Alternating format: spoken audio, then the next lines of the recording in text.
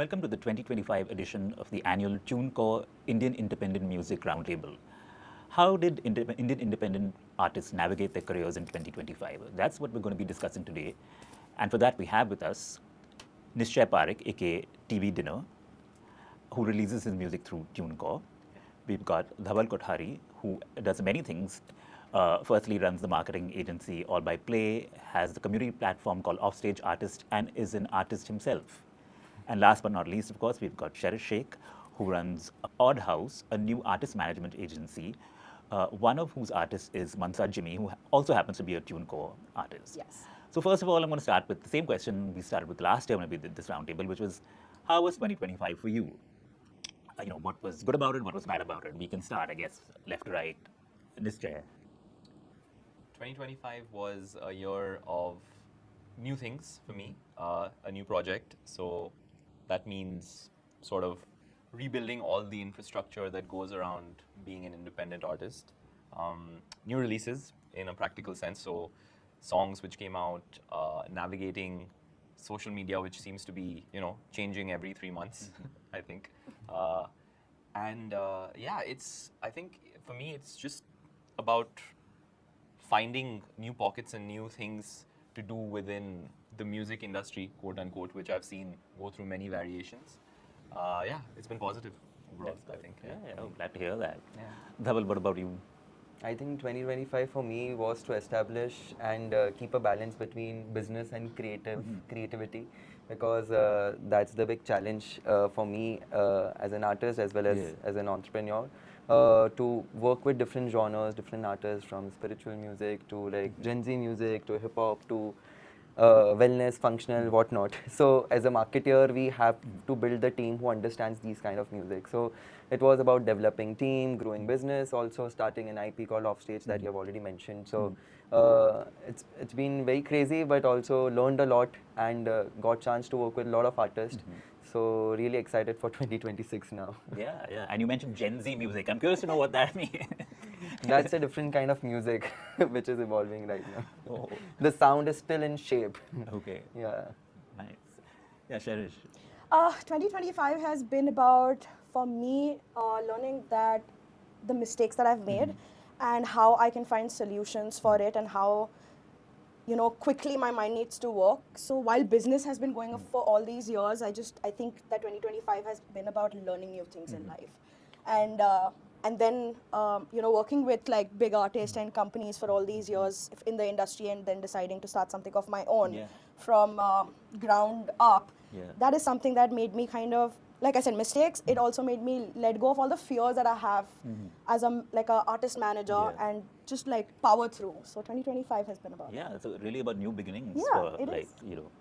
all of you pretty much. And Nischay, I wanted to ask you now, you've had several avatars, so as to speak. You started off, I remember meeting you, I think it was about 15 years ago, Yes. when you were just simply known as Nischay Parekh, and Yeah. you were releasing music solo. Yes. Then you and your friend Jivraj started Parekh and Sing, which was very successful for many years. And then in between, you also started a Hindi music project called Nishu. Yeah. And now you started TV Dinner. Yes. So, they say as an independent artist, any kind of artist, you need to keep reinventing yourself. But like you've done that multiple times. So how did you go about doing that? And of course, all of this comes with its own sort of consequences, right? You've got like a fan base, an Yeah. existing strong fan base, and then you decide to launch a new project. And then, on a very practical level, some of these things are not transferable. Like you don't get the same social media following. You don't get the same, streams that you had. You're literally starting from scratch. Yeah. So like, how did you go about reinventing yourself?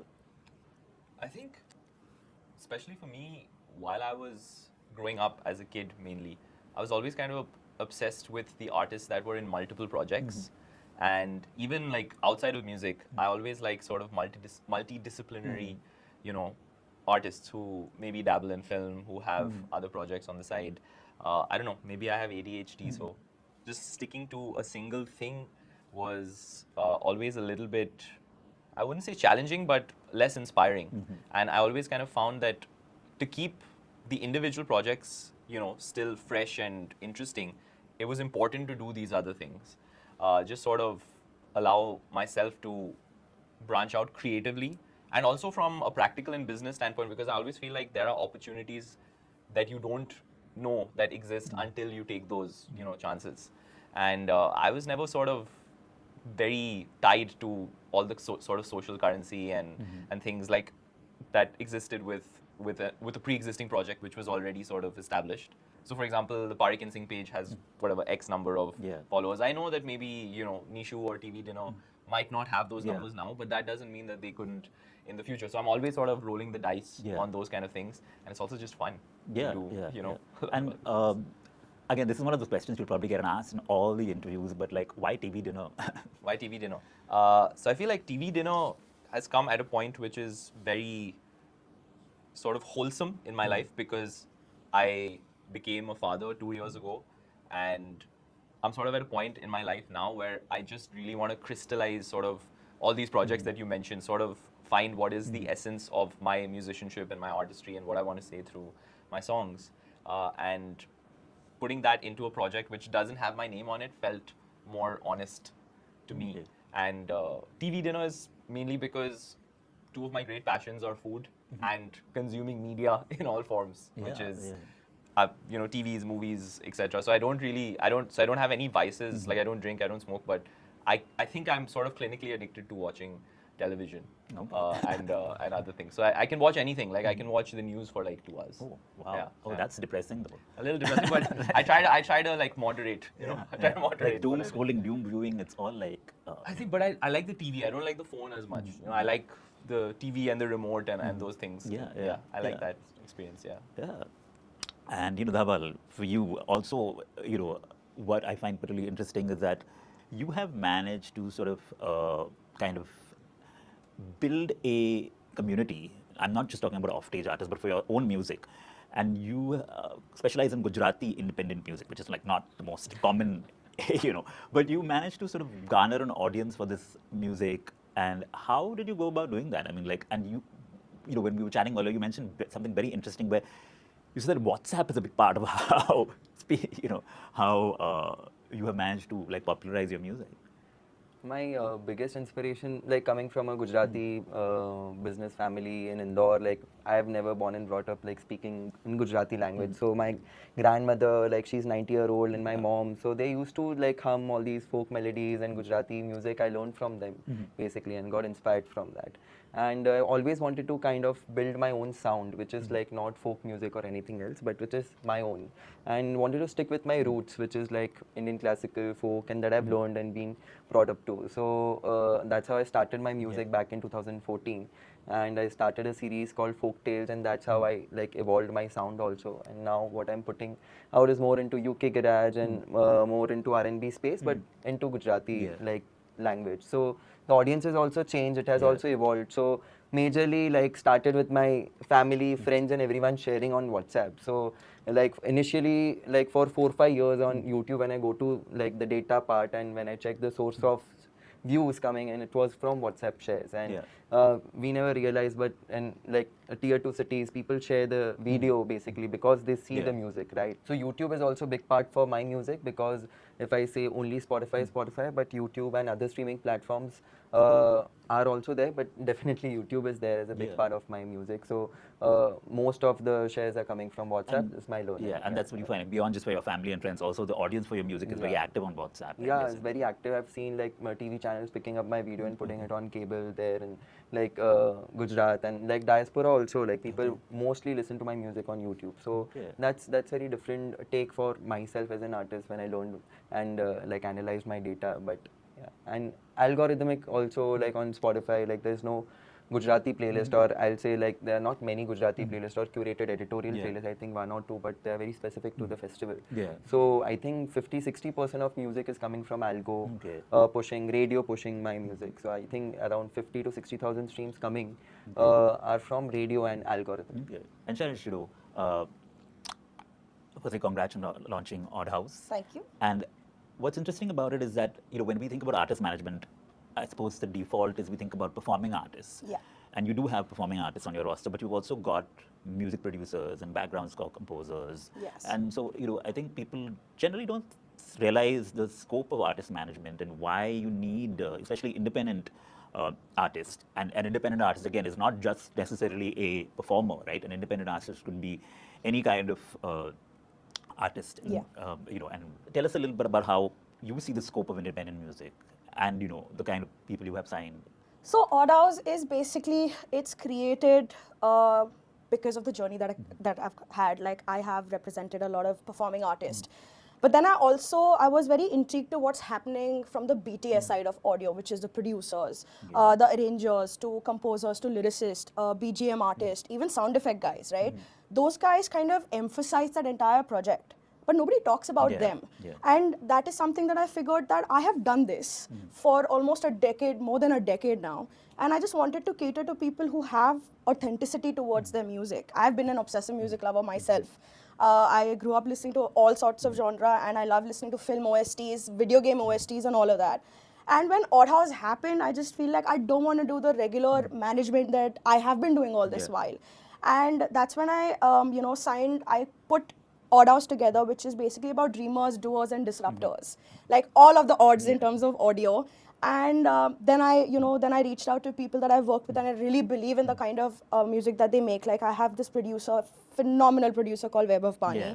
I have this BGM artist called Sherish Shaikh. He's basically a music composer for video games, and he has he's done a lot of film background score also, but he's doing 3 video games with Sony PlayStation, which is going to come out like from 2027, 2028. Okay, wow. So he's locked for the next 15 years to do BGM, right? And he happens to be your brother. He happens to be my elder brother, yes. Because I have, to a little bit of backstory, I have an artist at my house, and I could see the problems that he could have. Like, he could not be able to find someone who would negotiate or fight for the rights, fight for what, credit needs to be done, and, whether the timelines are being met, because they are all about art. They are about authenticity. They're not about formulas. And I bring that sort of experience for all of these guys and cater and, help them branch out, because I feel there's more to it than just performing artist. While I love, performing artists, I know how to build them, but I enjoy the rush to build the people who actually need support on that front. Yeah. I mean, it's quite interesting because we don't really think about that sometimes, right? That credit is a huge thing, I think, for anybody who's behind the scenes, because they don't get it, and who's going to do it for them? I mean, like you said, are these also people who have a very strong independent streak? Yes, they really do. They really do. They like to be independent. They don't like to be interdependent. And that's what I loved about it. And I was like, you know what, I want to do this. I think, our visions aligned.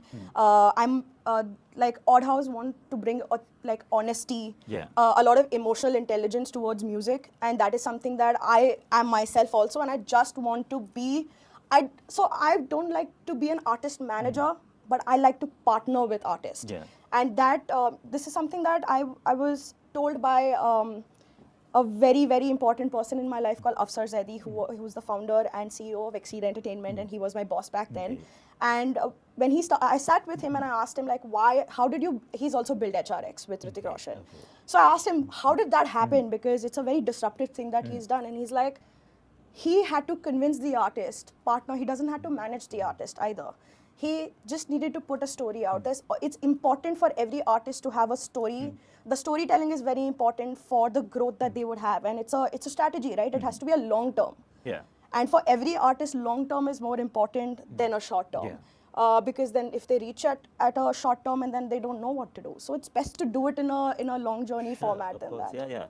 And I mean, feel free to chip in, guys. I mean, because I'm sure you have your own perspective on, all of this. And, Dhaval, related to this is sort of, you are trying to build a community platform, right, with offstage artists, and both sort of like an Instagram, page, and also like take it offline with a series of concerts. But what I often find is that there sometimes, the community is online, but you really don't see much of the community offline. Like when I go to so many gigs, and it's very rare that I find other indie acts coming for another artist's gig if they're not performing, like if they're doing a guest or I mean, I wanted to ask you about this whole idea of building a community, and how do you go about doing that? I mean, the first realization was in the music conferences. Most of these artists, they're sipping coffee outside and discussing, yaar, कुछ समझ में नहीं आ रहा हमको, तो हम इधर बाहर खड़े हैं, marketing, and there's so many conversations happening. What should we do now? We're meeting 10 people, but at the end nothing is converting for us, and there is no creative conversations happening. And then I realized there is no such platform, there's no such space. There might be WhatsApp groups, communities, but these are just to chit chat and share. Do you have a number of a music producer? I want to have a session guitarist or XYZ. And then these groups are dead. Like it's not They're supporting. essentially like directories, like Yeah. on-demand directories. Like, can Correct. you help me with the number of this? So, Yeah, so as a you know, marketer, as all by play also being a big part of it, I always thought, why not? I have a resources, I have a team of 30, 40 people right now. In 3 years, we have grown. So I want to do something that I love, like, something that I'm passionate about, seeing myself also as an artist, how I figured out a way of marketing and building all these things. So I realized that there should be a platform from online to also offline where artists gets opportunities to perform. Also there is like conversations happening on online, so that it's not just like a song that we are sharing on Instagram. It's also about artists that we are discovering, about like music that we are talking about, new trends and lot of other things that we're going to build. So overall it's at very nascent stage, but definitely the aim is to grow and develop it and take it to multi cities and like from online to offline. And what kind of conversations do you see happening, like now beyond just the whole, can you help me out with this contact? I've got a gig, is somebody available? You know, that kind of stuff. So the biggest, I think, the main conversation is about discovering new talents and artists. The songs that we see on charts, and then we realize, oh wow, this artist is new. Like let's sign them, and then all the labels will like try to buy that song or try to sign that artist. But there are so many artists that are not like being discovered. They are not being talked about, right? So maybe putting out a platform on like bringing those artists on like a discovery like platform like Offstage, building playlist ecosystem for artists. Like there might be like few editorial playlists for electronic music. I think there is one playlist. I think Rap 91 is one playlist.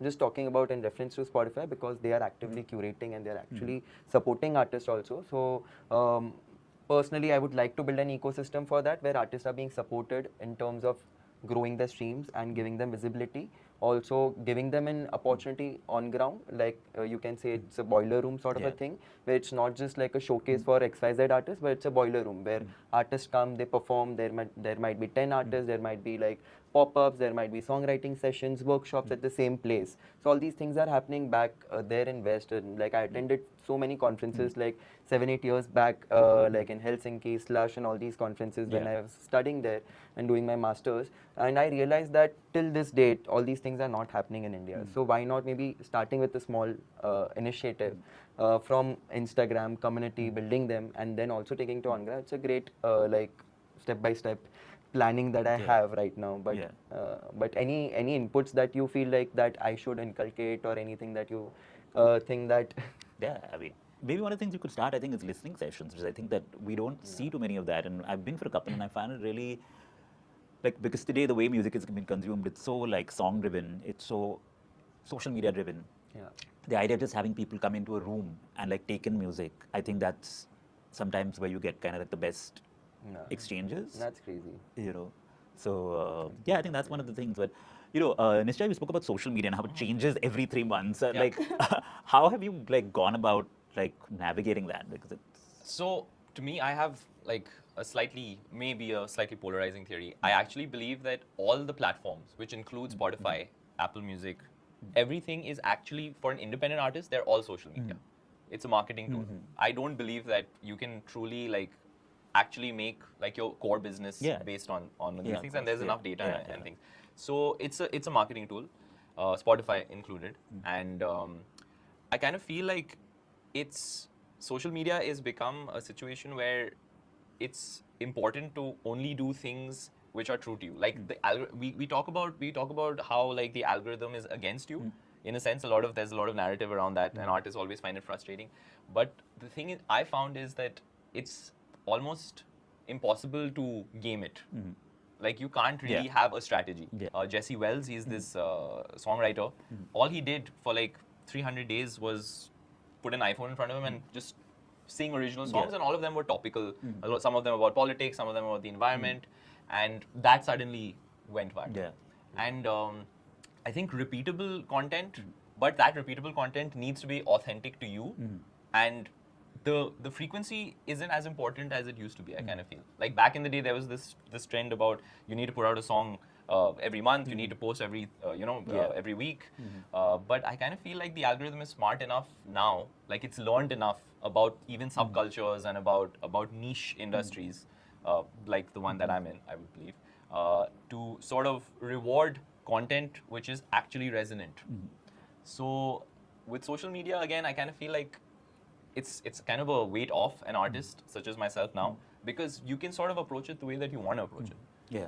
And I think that's a healthier space to be in. Yeah, yeah. And like, I think it has become more personalized in a way that like how you mentioned that you really like watching TV and something like that you related with like your artist name and like so all these like small personalized things like people would like to know over your social media, and like most of these artists they put out nows and teasers and posters and Yeah, I think everything which is that's- just an information for your audience, but there is no relatability. I might not share as a listener on my story, or it's just like an information. I want something which like make me go to your Instagram and maybe check out again and again, okay, what's new, something like as an IP, like something which you can start where like there is an like a sort of a concept behind it, like if I had a verse with for example one artist, there's this IP that we worked with one of the artists, and he started writing English verses for like different artists and different songs, and all these artists commented and started commenting on his reels, and that made his audience very different other than what music he's releasing.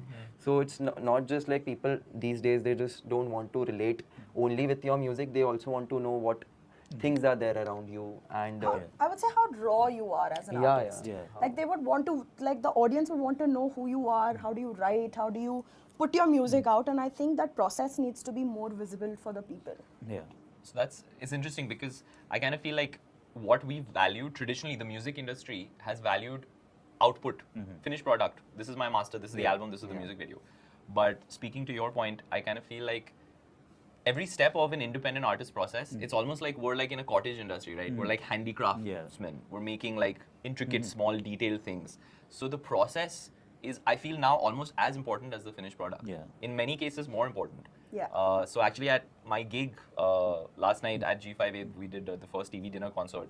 For the first 100 people that walked in, I had these USB cards, which had unfinished demos and like little phone clips and fragments. Things that I may share on social media later. But again, speaking to your point about just getting people in a room without an agenda and without, like a medium in between. Like you walk in, this is my process. Yeah. Just like a physical thing to hold. And again, what's contained in it is, like you said, the steps, the process, not the polished finished product. So I kind of feel like that's where artist communication is heading, not just banner announcements and out now and like everyone already knows that. Like you don't need, I think there will come a time, it's already there, like where you can plug in notifications through bands in town to your Instagram and you can send out broadcast lists. So I feel like technology will take that problem away from artists. Like you don't need to tell people when your show is, they'll know already. So what do you tell them then? Like you need to find something new and more interesting. Yeah. I think also managers also needs to be there, like to tell all these things about like, okay, you are having a tour, connect your bands in town. Your like tour date should be available on your Spotify to YouTube across. And most of these tours that I see like for upcoming artists to like also like established artists, they forget all these small things which are very much important, necessary. Because at the end, if I'm an audience buying a 500 or 1,000 rupee ticket, first of all, it's very difficult to sell for an as a tour, and also like these are small things like hygiene, small health check. When you go to a doctor's place, they'll do a health check. Okay, this is right, this is right, this is wrong. So all these things are very much important, which are like mostly missed out. Like, and these are part and parcel of artists' social media, health check, hygiene, everything. Yeah, So- yeah. I think also, I mean, sometimes independent artists just get a bit overwhelmed by like, this is all the things that I need to do. Like, I thought my job was just to make music. And like, okay, and now finally, okay, I am on Instagram, even though I didn't want to be, but now I have to do all these other things as well. It's like, but I think that's a great segue to, Sherish, how you come in and like you help artists do all of these things. And let's take like Mansa Jimmy as a case study, who's done really well, I think, like, on streaming. And what's interesting that she has been able to sort of stand out in what is a fairly crowded space of singer-songwriters, How did she go about doing that? And like another thing that she's doing right now is she is on tour and she's got something called The Last of the Romantics Tour, I think it's called, And the way you've gone about it is again very different. Like talk a little bit about that. Yeah. So I'll give you a little story about Mansa. Mansa is basically a girl from Nainital, from the mountains, and she loves it. And she is one person who is extremely authentic to how her personality is, what kind of clothes she wears, and what kind of brands that she's probably wearing and going out on the road. And I love that about her, and I, when we sat down to build her development plan, and we said I said to her, I don't want to touch your social media. Majority of the times, yeah. we would want to come in, it's like, Yeah. oh no, you have to Yeah. reach 1 million, and we were very clear that it's a slow burner.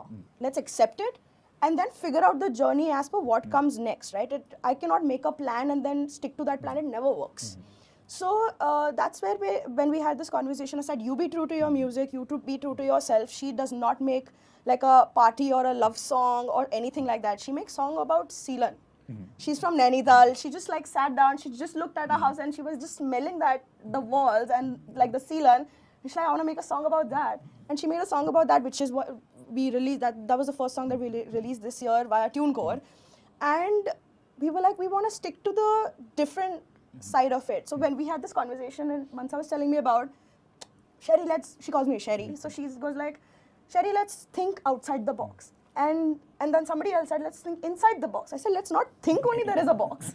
Yeah. Like, why do we have to think that there is a box? Yeah. So, and then we just decided that we'll just go at it and then figure out, and we wanted this year to be like a survey year, where we do trial and error, like what will work out for Mansa, how audience are responding. There is a super fan being built up for her, where people are coming from Lucknow, they're coming from Dehradun, for every show of hers. That's making us realize that her authentic side is always going to be loved.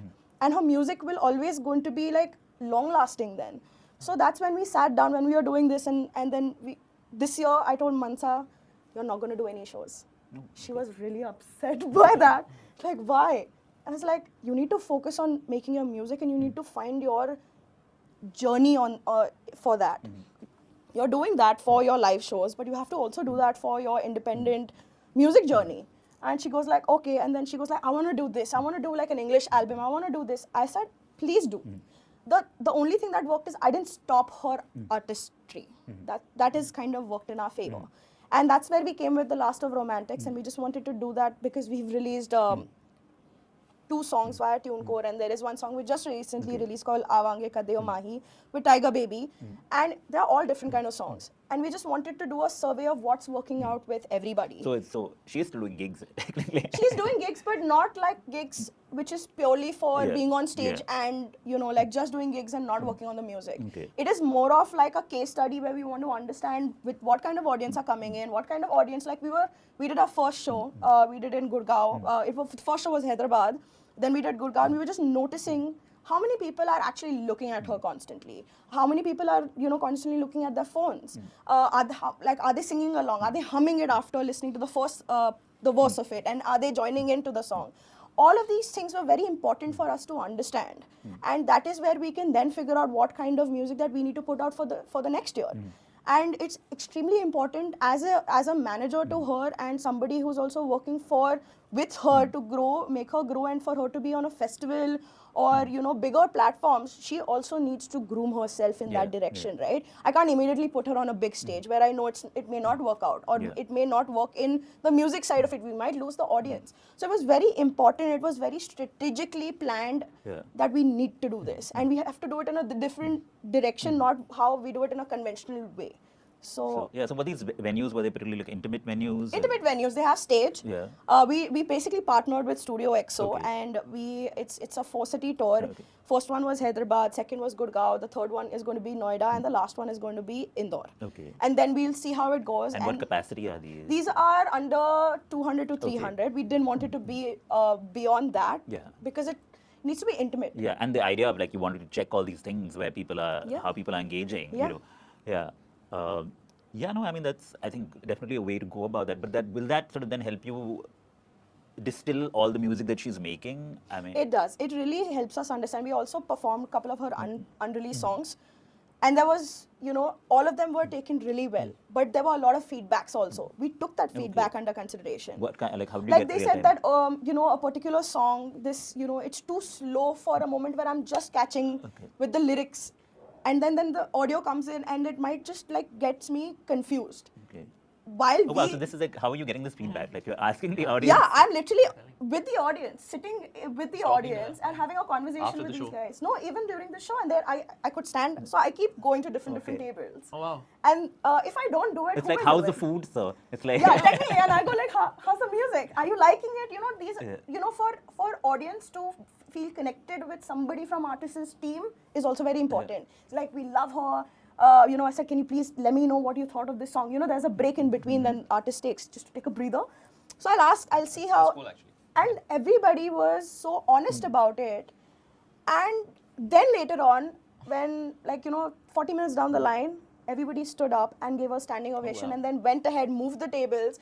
It gave us a lot of confidence to know, okay, maybe the kind of music that we are doing is not something that it's, you know, going to be taken by everyone, but there are these people, Yeah. these 200 people who loved it. That means these 200 people will talk to 200 people. Yeah. And that's the word of mouth. It's the old school Yeah. way of marketing. So Dhaval, this is for you also, but I think that you also, because you're in a regional language music scene, you are slightly have like a larger audience base. And the survey that I'm going to talk about was specifically, I think, with niche independent artists, which is a survey called "The Cost of a Dream," and it was only about, I think, about 80 like very sort of independent artists that it was done with, and some of the findings was not news, but it was fairly, I would say, like doom scrolling, for instance. The findings found that 70% of Indian independent musicians considered quitting their career because of financial pressure. How does that resonate with you? I mean, you know, these findings. I think the main issue here is, well, there's two. One is that because in India and within these niche industries, say English music, singer-songwriter music, non-Bollywood music, folk music, regional music, it's not treated as part of the main music industry. I feel like, okay, this is the main Bollywood music industry and everything, this is an old narrative which is there. The other, well, now you have iPop, which is being considered part of the main. Again, that's like, you know, an ad which is built into it. Building, It's inorganic. It's not. I don't know whether that will stick or not. And But at least somebody's making somebody's making the effort to There sort are of new concepts that are mainstreamize coming it. out, So you have Bollywood and you have iPop. It's Yeah. the two big kind of like, iPop, you know, right. You know, mainstream music. when we look at independent music as a business, it's always considered to be, well, obviously this study said that a lot of people are basically running at a loss. Yeah. To be fair. But that's always demonized only in the independent music industry. Let's say if a startup was quote unquote at a burn rate because they're building, it's leverage business. Everyone would say, great, keep doing it. So I feel the fact that we have a lack of financial infrastructure because we're not a leverage business. There's no independent artist who can take out a loan of 20 lakhs and go and do a tour and then make a loss on that. And then the bank will say, Well, the okay, banks or the labels. whether it's a label, whether it's a bank or an independent artist, the infrastructure just doesn't exist. Whether if I was the same independent artist in Ireland today would be receiving a stipend.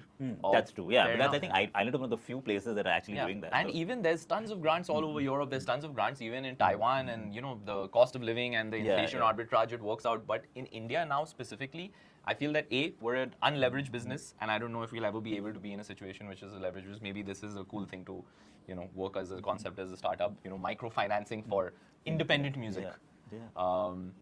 But that and the fact that we're always sort of on the outside of the mainstream, where everyone's just, again, in a cottage industry. We're just like trying stuff. We're throwing, you know, darts at the board. If it sticks, it sticks. If it doesn't stick, oh no, I've lost a lot of money and I don't know if I have enough money to throw another dart at the board. And I think that's the danger with it, where by design, we're supposed to always experiment, right? And we're supposed to keep trying things. Like that's what people love about independent music. But it's expensive to do it every time. Yeah. I think it's also where people, like audiences now believing or listening to a lot of independent music and it's come at the centerpiece of this industry, right? Sometimes independent artists and the people only cater to the industry, where we are actually catering to the audience. Yeah. And we keep forgetting that. Exactly. Like I keep reminding myself, it's not for us. It's for audience who are feeling something, who's going through something on a day-to-day basis, or you know, the tier 2, tier 3 cities that they want music that they could connect with.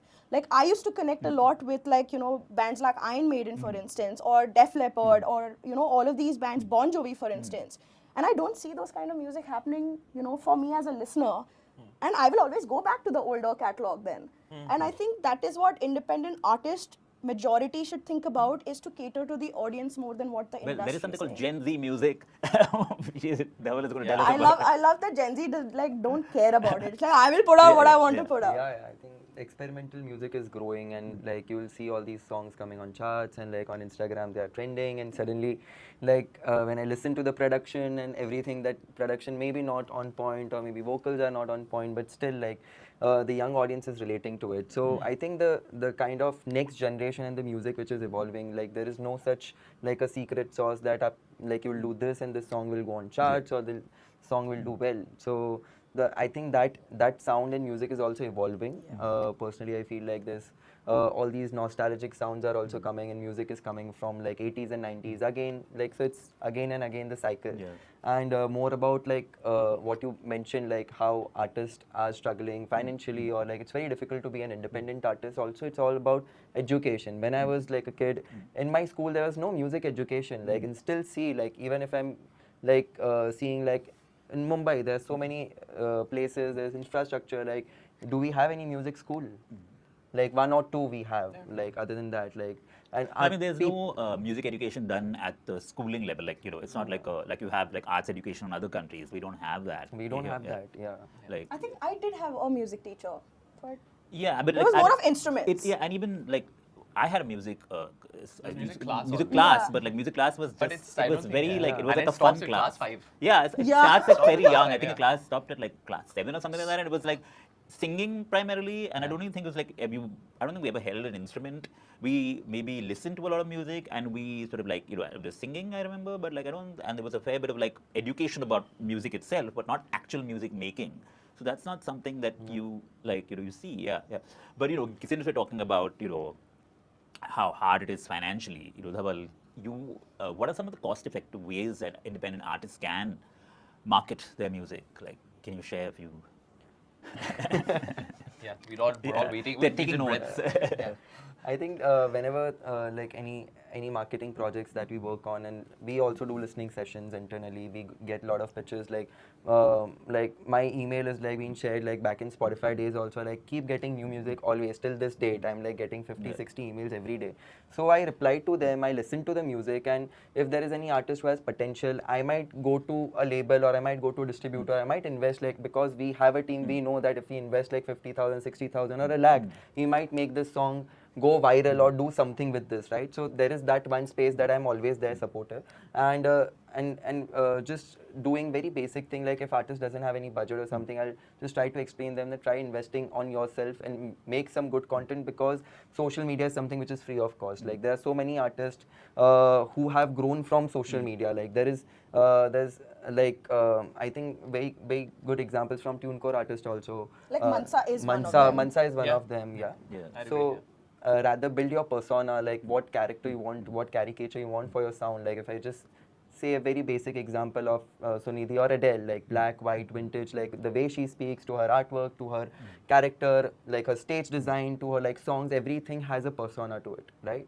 And we keep experimenting, we keep doing different kind of music, but you are not trying to understand your audience, your sound, right? If I listen to Yellow Diary in 10, 15 seconds, I'll get to know synth pads, everything, like, okay, this is Yellow Diary sound. So that's the character that they have built for themselves as an artist. Like, it's a very simple example.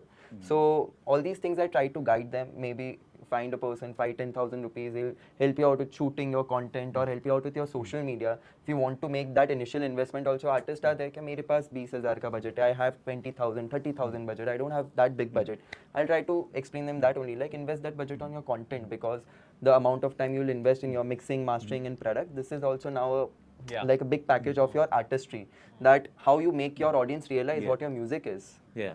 So, and that's the biggest platform. If I pitch my artist to a promoter also, they'll go first on Instagram and see how's the reel, and they'll judge the entire performance by just that 30-second reel. Okay, your artist has this many followers, okay, she's singing like this, and then they'll talk about, okay, we want to partner with you. So the mindset is also changed. The very easiest way, I think, and the most cheapest way is your social media, and how you build yourself as an artist and develop your persona is something that, like, the most first and foremost thing I tell to artists. And if there is like any good artist where I feel like I want to support, I want to invest, we are always there to do that as well. I think it's good to hear that there are a lot of people who are all about supporting what's coming next. And I've been having this conversation with a lot of people also, and they're like, "Okay, I love this independent artist, and I love this artist. The new, like every room that I'm walking into, everybody is talking about like what new artists are up to. Like I've had one conversation that you were spoken about, and I was like, it's great to hear that independent artists are getting that sort of confidence from people and audience that they are talked about, and you know, that's I think they need that quite a lot than usual. Labels are banks. No, I think labels the are banks, minute and I you- think that's always been the case, right? I mean, you're essentially taking a loan from them, and then you recover it from you. I mean, I think that's Recover it for 25, 50 years. it's also how you believe in that artist, and you are basically the brand representative, right? Like I am a representative to all the artists that I manage. If I don't believe in them, I won't be able to pitch it to anybody from the label, and the conviction that they take it, like they will see that and they'll be like, okay, I will go by your vision, and we have to give a plan that what we are doing, and if they see a long-term alignment to what they want, they'll come back. for sure, yeah. And I think that is, I think now I very think the most perception has important. also changed. Changing, I think labels are seeing that Bollywood artists, like, no, even if they are independently releasing music, they have to push so much to market that song or that music, I think because everybody in independent space are ground level then. so the independent artists like have that like growth on Spotify, on Instagram, everywhere. Like if I make a song with any yesterly Bollywood artist, they're not putting, they're not giving any streams on Spotify. If label is investing maybe 20, 50 lakh rupees on packaging and marketing that, at the end, like it's very difficult for them to recoup the money. But I think that's also why you've seen a lot of these artists, like Bollywood artists and singers and composers, they've started their own labels because they are saying that I believe in this music that I'm making outside of, you know, the film ecosystem, and like they've started their own labels, and they probably had better success marketing that and pushing out that music on their own via their own labels, rather than going through a major like a Bollywood releasing. You know, Then they label take and advances, they make a yeah, company, but I they think that make a this label. so they're like, you know what, I'll make the money from there and I'll invest it into this other side of my career. And you've seen that, and I think a couple of them also distribute through Believe, if I'm not mistaken. You know, and you know, to your point, Nischay, I think that there are some companies, international companies, not so much in India, that they do this whole idea of microfinancing. Independent music is around, but I don't think it's that has like become so prominent. There's nobody so prominent in this space that like it's still early days to see how that actually works out in the real world. But you know, we can't avoid talking about AI because it's been in the news too often, I think, in 2025. And you know, you had artists like the Velvet Sundown, I think they were called. This AI band, they managed to get a huge amount of Spotify streams. So all these things are happening, and then you've seen the constant flood of like AI music and all the streaming services. Labels, after fighting all these you know, AI generating companies, are now partnering with them. For an independent artist, it must be quite like, you know, like what is going on. And I wanted to know, I mean, we've spoken about, I think, a lot of times how you can use AI as a tool, and how basically, you know, some people use it as a lyric writing tool, some people use it, you know, use it as a mixing mastering tool, and there are good ways of you know, using AI. But in this overall scenario, I'm talking about just beyond that, like, what are your feelings about all of this when you see it like coming, you know, at you every week? Who wants to start? Me? Okay. So I feel AI, artificial intelligence by itself, is a great concept.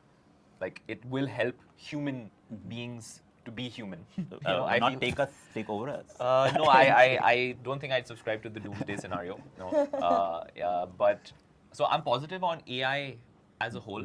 I kind of feel like AI will have better problems to solve: world hunger, poverty. You know, I understand why a lot of people in the world are making AI music and why they're generating this kind of content, because it just seems like it's a business, easy business. The barrier for entry is so low. Yeah. It's almost free in some cases. Like you don't even need the skill, talent, or anything. You just need to download software and you need to feed in a song and that's it. But as an independent artist, I kind of hope that audiences can very easily differentiate. At least at this point, I think it's pretty easy to differentiate. Like even an average listener could tell if a song is made by AI or not. So I don't think the threat is as real as a lot of people are writing about currently. Going forward, if AI becomes way more sophisticated and people actually invest in the tech to make, I don't know, like a Bach sonata as beautiful suddenly AI has written, then that's a different a problem. But then I feel that itself will be art in itself, because someone would have written that code and would have actually created machine learning so sophisticated to truly emulate human emotion. So I feel that deserves a space. But the current state of AI music, I kind of think it's trash, to be honest. How long do you think Leaves before we people get there? unemployed. Huh? It may leave people unemployed. Yeah. People who actually make those changes, like sit down and code it and all of Yeah, that, yeah. they lose their job. So I'm not really like in sync with that idea. Yeah. So, like, what are the feelings? I mean, when artists talk to you about this, or Actually, none of my artists talk about Oh, it. okay. That's the best part. Yeah. Like, they like to be in a studio and make music, and they love to do like, like there's this artist called Bluck. He's like, I will like do it on my own. Like, I don't want all of this. They like, Vaibhav loves to like record live instruments and guitars, and he's like, those are the instrument that actually connects the chord to your emotions, right? And they're like, okay, we'll do it our bit. Also, I think the point of view of an artist would be always there, right? Like, even if AI would be creating any song or music, like how Picasso had a series of like Blue, where like, at that moment he was very emotional and he created an entire series of like paintings just Blue. Or Beatles had that like, era where they were only making psychedelic music because their point of view for making music was very, very different at that moment, that time, and there was emotional attachment to their music, and that will never happen with AI. Because right now what we listen to music, like if I'm sitting to Divine's album, like listen to 20 minutes, it has an entire journey, story, each and every song, like just giving an example. So as a super fan, I'll be there like, okay, Divine has launched an album, I'm here like 20 minutes, I'm listening to all 6 tracks, and like as a fan also, like because I'm liking that creativity, I'm liking that point of view of that an artist, right? That AI would not able give to that, do yeah. I think AI does not give real emotions. It can be from, okay, I want this, can you create something like this? But what is it that you're actually feeling? Yeah. And I think we human are the only ones can get that done. Like, if you as a music journalist was submitted the Velvet Sundown, Yeah. and okay, Rolling Stone commissioned you, what do you So think? of I this have music? written about Trilok, the Indian spiritual AI rock Right, band. right. And yeah, I mean, the thing is that I think with devotional music, and Dhaval, because you also deal in this with art of devotional music, the text of it is already existing, right? You'll do the mantras and shloks and all of this, which is already there. Yeah. And then they're trying to contemporize it. Because a lot of devotional music sounds very generic in itself, it's very few times, like, not necessarily generic, I'd say, but just sometimes it's indistinguishable, like who's singing the song. You might be familiar with the music and you might, still get the emotion, but with this, I sort of found that, I don't think that they're offering anything new. Yeah. And I think that that's what I felt with this particular band. And true enough, they have had like many tie-ups with like some major people, and their Spotify streams are like I don't even think they've crossed like 1,000 streams, or definitely not 10,000 streams for the amount of publicity that they've got, because it's by a big sort of media group, and I don't think that for the amount of times that Probably I've heard them. read about It them, hurt them. the number of people who probably read about them have not, like a fraction of those have actually heard them. And so I think, when you talk about that, this sort of like AI that's being sort of marketed and artists that are being marketed as AI. Right now, I don't think the AI artists are like really, it's easy to distinguish right now. Like, okay, they're not offering something dynamically different.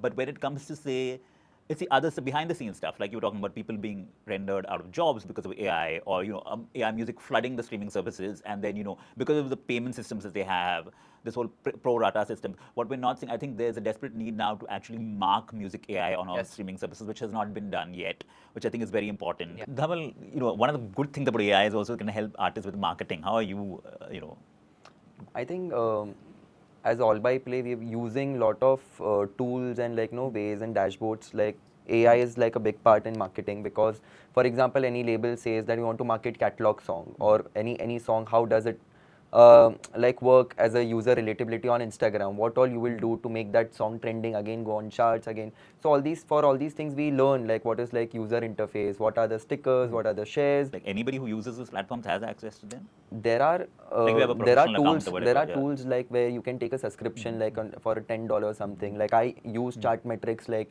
and till this date I use Chartmetrics, and you get it for free also if you're an artist. But you don't if get put to in use a lot of it for free. But yeah, so I don't think so. What's free anymore? I think advice. Yeah, which is great, because I was going to ask you, what is your advice for like brand new independent musicians, like brand new ones? I would say the crazy thing is, as independent artists, our job has not changed. It's the same things we've harped on: authenticity, be true to yourself, but definitely be kind of relentless in your authenticity. Yeah. I feel just the volume needs to be turned up on your authenticity. And Because hustle. obviously- Yeah, the and relentless thing, non-stop hustle. Yeah. Yeah, you can't like, I feel like you just need to give more of everything, which of course, like you said, can be overwhelming, but you need to find your version of what your volume knob is. Yeah. And just do that, yeah. Yeah, hustle is there, like it's a big part, and like personally I feel like to be independent artist, it's very difficult to manage everything. Like, there should be someone, and music in general is very dependent, I personally feel like. Even if it is Indian classical music, I'll be dependent on tabla player, harmonium player. If I have to perform, to rehearsals, to everything, like if there is a tour happening, you're always dependent on a manager ki like that manager is coordinating with 7 musicians ki okay, we have a rehearsal, and every musicians will have different time, everyone will be busy. So as an artist, how would I coordinate all these things? I'll focus on my music or I'll do all these things. So you always need a support, and mostly I've seen in South, majorly like their parents are managers, all these artists. Yeah. Their parents are managers, even in West. So Parents the make first, good yeah, managers. the Parents are good first, managers, yeah. first managers are your parents or the people you trust and know. So that I've realized, like my dad was like the first person that I used to go when I was like learning music and like putting out back in 2014. He used to be like very supportive. So that's always there. That is for free, for sure. Free mein le lo. Well, he doesn't take, these managers don't take a cut, I'm sure, out of their They're children's children's work. money. Yeah. Sherish, what about you? Advice? I mean, apart from hustle, which is sort of old as the industry. It's older than that. I think artists should just find their balance, one, and I think find what works for them, like the brand ethos that they want to create for themselves. And then find a person who you can trust and who sees your vision. Because artist managers cannot give an artist a vision, right? It has to be coming from them.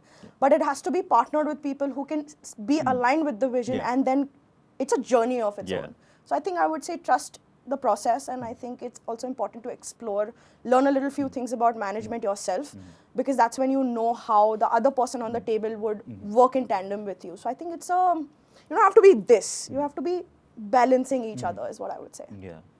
Yeah, you have to be there with the artist for Yeah, the entire for life. the Like entire when I life. onboarded artists, like how many songs you have made, till whom, till what all artists, like what is the metadata, what were the collaborations, what is the percentage share, how do you collect revenue for all these things? Like because these artists are there writing songs with different people. They have not signed their publishing. Out there, they'll always have their publisher registered with, like if you're writing a song, even if you're not dealing with any money.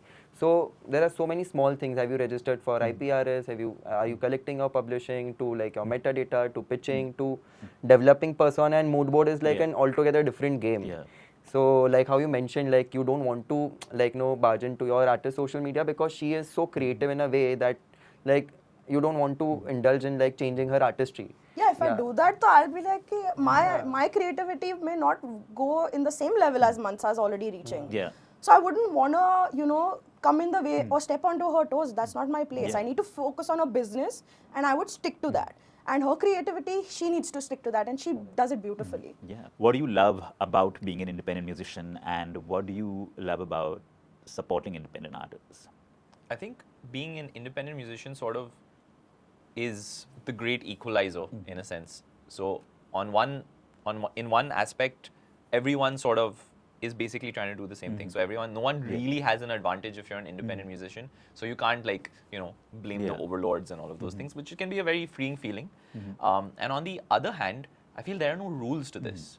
So because there are no rules, of course it can be pretty chaotic, but that also means you get to write your own sort of narrative. You can like be an independent artist in a way that is not like anyone else. Like you can do just one thing and still if that works, it works. You don't have to like follow the steps and like climb ladders and things like that. So I kind of feel like an independent artist can be a true artist in a sense. He or she doesn't have to be inundated by external forces, which is a big thing when you're a creative person and trying to live a creative life eventually.